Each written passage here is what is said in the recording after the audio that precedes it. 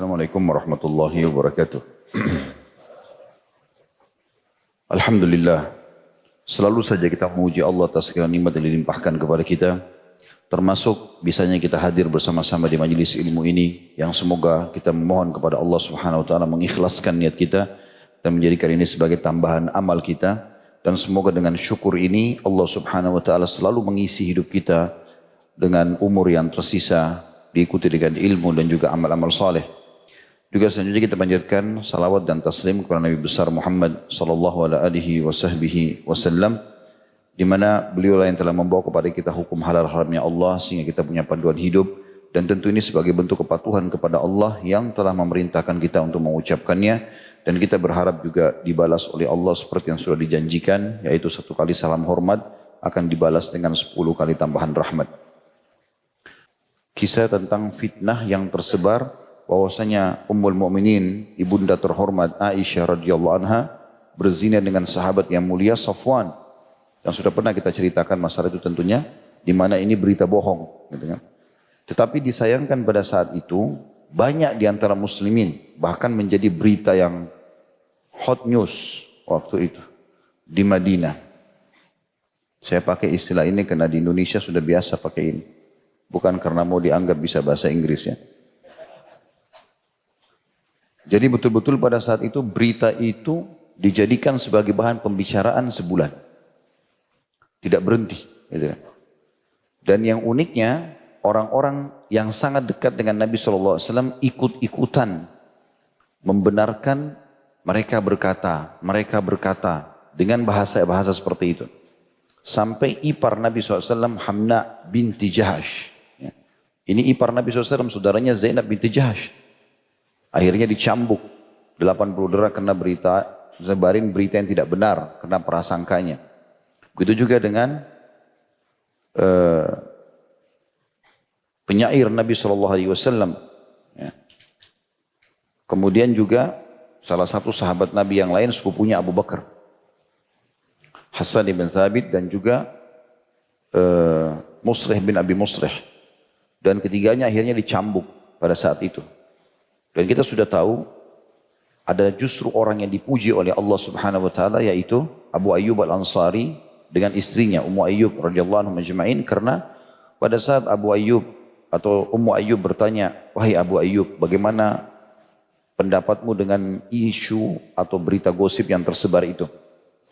Maksudnya benar enggak nih?" Maka kata Abu Ayyub kalimat yang bijak mendidik istrinya, "Saya mau tanya, kira-kira menurut kamu bisa enggak saya ini sebagai suami yang kau kenal selama ini melakukan perbuatan itu?" Kata Ummu Ayyub, "Tidak mungkin." Karena dia sangat tahu suaminya sangat jauh dari perselingkuhan dan zina. Lalu kemudian Abu Ayyub tanya lagi, "Kira-kira kamu sebagai istri bisa lakukan itu?" Dia mengatakan, "Tidak demi Allah." Kata Ummu Ayyub, kata Abu Ayyub kalimat bijaksana. Dia mengatakan, "Ketahuilah, Safwan lebih baik dari aku dan Aisyah lebih baik daripada kamu." Artinya kalau kita saja nggak mungkin lakukan, apalagi mereka. Dan Nabi SAW memang naik di atas mimbar dan berkata pada saat itu, "Kenapa ada orang yang menyakiti aku di keluargaku?" Maksudnya Aisyah, yang aku tidak pernah tahu kecuali kebaikan.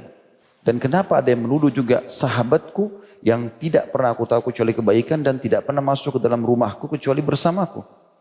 Artinya tidak pernah Safwan datang nyelonong tiba-tiba sendirian ketemu Aisyah, dari dulu gak pernah. Kalau masuk ke rumahku pun bersama-sama aku. Tapi subhanallah orang kemakan berita itu. Dan kebanyakan orang tidak memastikan. Begitu ada gosip tersebar, prasangka-prasangka langsung saja diterima. Maka Allah Subhanahu wa taala menurunkan ayat Al-Qur'an ini membela Ummul Mukminin Aisyah radhiyallahu anha dan Safwan, dan ini akan ditilawakan oleh orang beriman sampai hari kiamat. Dan setiap kali kita baca An-Nur ayat 15 ini kita akan tahu, oh kisahnya Aisyah sama Safwan yang dituduh berzina ternyata salah, gitu kan. Dan terus akan ada rentetan 3 orang sahabat yang akhirnya dicambuk karena dianggap mereka sebagian berita dusta. Makanya Allah bilang, ingatlah, maksudnya pelajari itu. Kita yang tidak hadir pada saat itu pelajari, renungi itu yang pernah terjadi, jangan terulang lagi. Allah bilang, di waktu kalian menerima berita bohong itu dari mulut ke mulut, dan kalian katakan dengan mulut kalian apa yang tidak kalian ketahui sedikit juga, kalian tidak lihat itu. Memang lihat Aisyah zina sama Safwan, Gitu kan? Enggak, mereka nggak tahu, mereka nggak lihat. Hanya kebetulan Aisyah, Rasulullah berada di atas unta, Safwan karena ingin diselamatkan dan dibawa karena tertinggal dari pasukan, lalu dari jauh tersebar gosip itu. Kata Abdullah bin Abi Salul, kepala munafik, mana bisa laki-laki sama perempuan berdua lalu selamat. Tapi dia pintar, dia nggak bilang berzina, dia cuma bilang selamat. Ya. Maksudnya di sini adalah berzina, tapi dia nggak kasih isyarat langsung, atau dia tidak bahasa langsung, maka dia tidak kena hukuman cambuk, gitu kan. Maka Allah mengatakan, sayangnya kalian menganggap itu adalah hal yang ringan. Padahal di sisi Allah sangat besar. Coba renungi teman-teman ini. Ada hadis Nabi yang pernah kita sampaikan, riba itu 72 atau 73 tingkatan. Yang paling rendah, seperti orang menzinai ibunya sendiri. Jadi kalau kita kasih angka 1 sampai angka 73 atau 72 tingkatan, yang paling rendah riba seperti orang zina sama ibunya. Dan yang paling tingginya, tingkat 73 itu adalah mencoreng kehormatan seorang muslim. Jadi sama level riba tertinggi. Sama dengan satu dirham riba sama dengan 36 kali berzina. Itu luar biasa. Atau sama saja kalau antum gosipin seseorang muslim, ya, benar terlepas benar atau salah. Kalau salah berarti gosip, ghibah. Kalau benar berarti fitnah, kan gitu.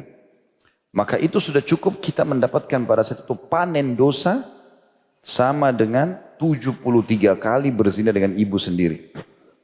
Karena satu kali riba itu yang paling rendah sama dengan sekali berzina sama ibu sendiri. Tapi itu 73 tingkatan, berarti sama dengan 73 kali. Hanya menceritakan sesuatu prasangka-prasangka, walaupun itu benar pun tidak boleh. Apalagi kalau tidak ada. Juga beliau mengangkat dalil surah Al-Hujurat ayat 6 yang bunyinya a'udzubillahi minasyaitonirrajim, ya ayyuhalladzina amanu in ja'akum fasiqun binaba'in fatabayyanu an tusibu qauman bijahalatin fatusbihu ala ma fa'altum nadimin. Hai orang-orang beriman, jika datang kepada kalian orang yang fasik membawa suatu berita. Fasik itu enggak jelas statusnya orang ini. Siapa gurunya, lingkungan di mana dia hidup, bagaimana tanggapan keluarganya, bagaimana teman-temannya menilainya, gitu ya.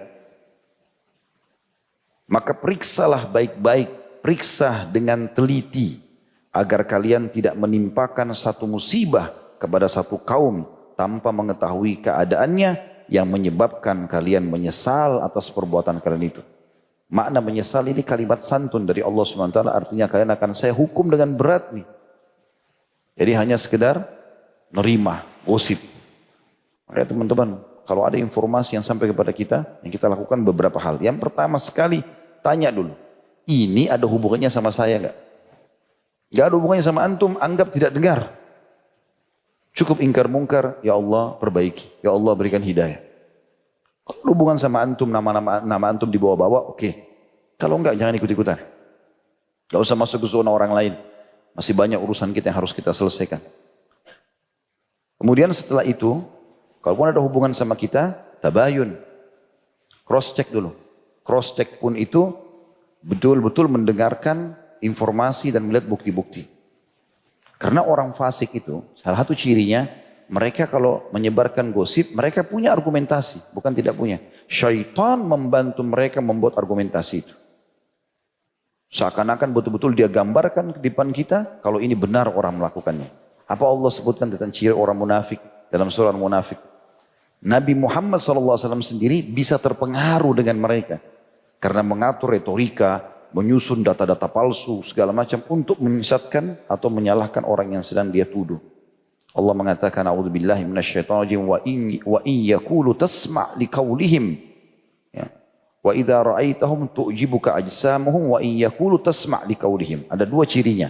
Orang munafik, penampilannya, paras wajahnya, pakaiannya semua bagus, menarik kalau dilihat.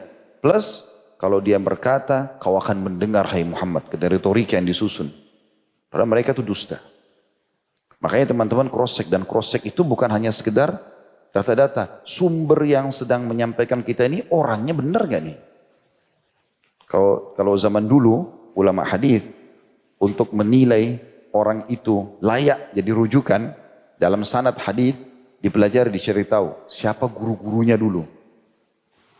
Makanya kalau kita lihat di buku-buku yang menjelaskan tentang biografi para perawi hadis itu dicari. Di situ ada guru-gurunya siapa saja, fulan, fulan, fulan, fulan, fulan. Kalau dia sudah sampai pada tingkat orang yang ahli hadis, ditulis itu murid-muridnya siapa, fulan, fulan, fulan, fulan, plus apa pendapat ulama tentang dia.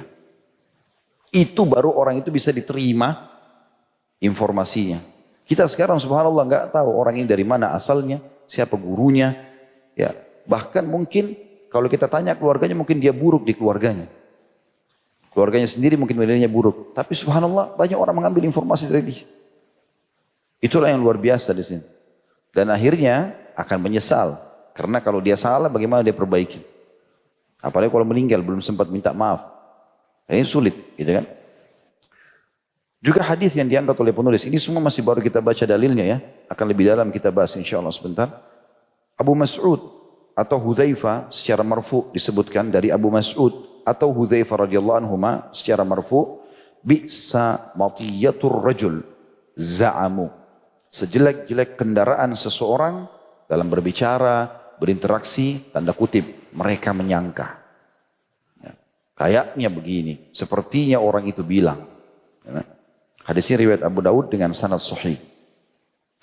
Dan dalam riwayat Imam Muslim dari Abu Hurairah radhiyallahu anhu secara marfu dikatakan kafa bil mar'i kadziban an yuhadditsa bi kulli ma sami'.